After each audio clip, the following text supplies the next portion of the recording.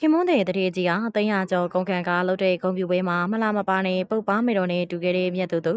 အချစ်ဆုံးခင်မွန်းတဲ့ကတိန်မောင်းရာကြီးကုန်ခံပြီးခန်းနာတဲ့ပွဲကြီးလုပ်ပေးခဲ့ပေမယ့်မိတ်ကဆရာရဲ့လက်ချက်ကြောင့်ပုတ်ပါမေတော်နဲ့တူသွားရတာက